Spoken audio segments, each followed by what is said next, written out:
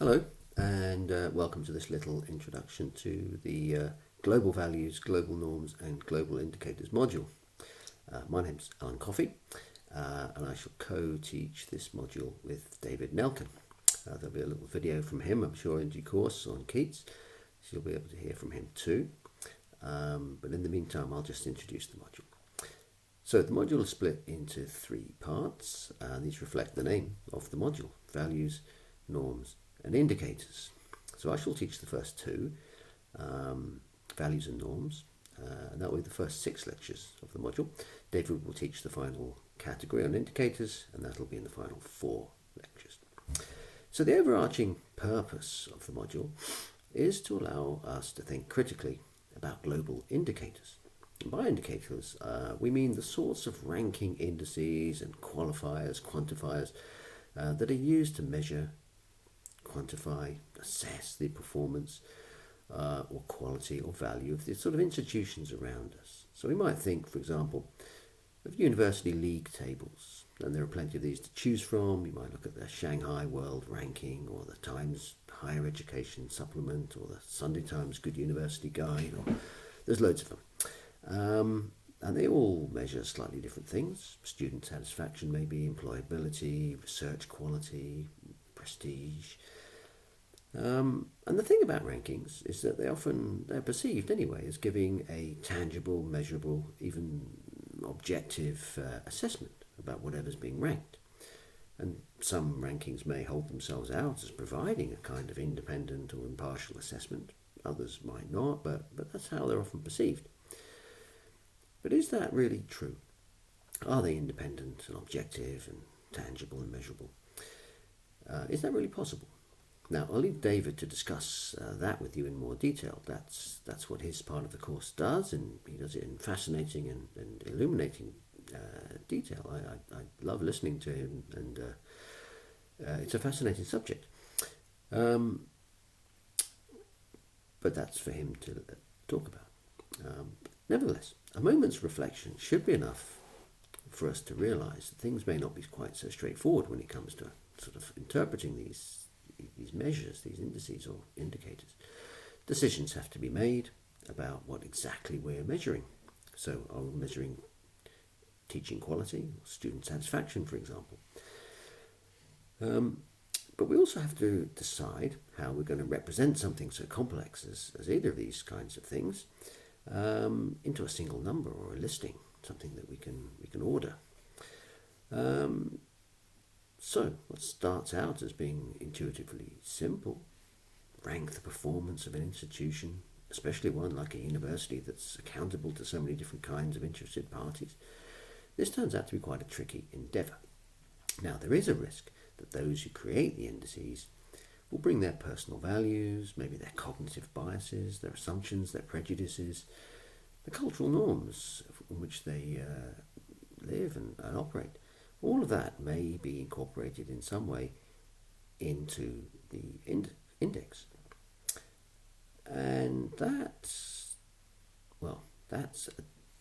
a very great risk. Now, as I say, David will discuss in far greater, sort of more colourful detail than I can, what that actually entails. But if we're going to talk about biases, if we're going to talk about values, if we're going to talk about norms, then we have to have an idea about what these kinds of things actually are. And that's where my side of the module comes in. So, in the first few lectures, we'll look at moral values. We'll ask where they come from, what kinds of things they are, and how we can know anything about them. We all have values. There are things we all believe in, there are things we're committed to, the things we will stand up for, or we'll hold others to account for not abiding by them, living up to them. But what are these based on? And how entitled to our ethical values are we? So we'll ask a series of questions. We'll consider whether moral judgments are things that can be true or false, whether they're better thought of as emotional reactions to things, maybe our dispositions or our characters, or are they matters of fact? We'll ask whether moral judgments can or ought to be universal, or whether they vary from person to person, from place to place, from time to time. And we'll ask whether moral considerations exist independently of human beings, or whether they're social constructions in some form. And what might that imply if they are? And they might not, they might. These are the questions that we'll ask. And this should give us a good grounding on what values are. But nevertheless, then we're going to face a second question, the question of bias that I spoke about earlier. Now, it's probably fair to say that the societies we grow up in have a very great influence on the way we think. We're all influenced by our surroundings. We're reflections, to some extent, of our culture. I think we all recognise that. Society does influence us.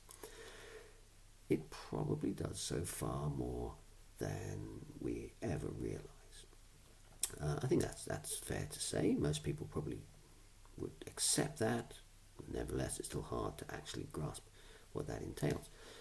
If that is so, how entitled to our beliefs are we? To our moral judgments and our commitments are we? Must we go down the route of saying, well, we're all products of our society, so it's all relative? That would be a momentous claim, a big claim, a very life-changing, earth-shattering claim, if proven to be true. A lot of people hold it. Nevertheless, if we can establish that as being true, then that's something very important.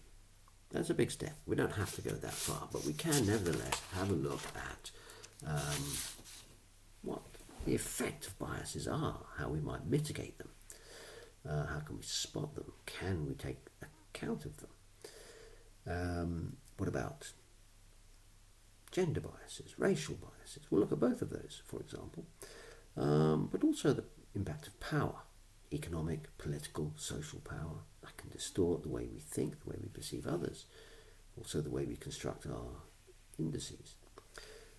So these are the kinds of preliminary questions that we're going to address before we can get on to the main headline part of the module, which is to consider the construction and operation of these indices themselves.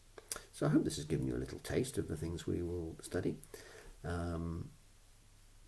If you're interested, or if you have further questions, do please be in touch with me, Alan Coffey, alan.coffey@kcl.ac.uk, or David Nelkin. And we'll both be glad to talk to you. We hope to see some of you on the module. And in the meantime, happy choosing. Okay, bye.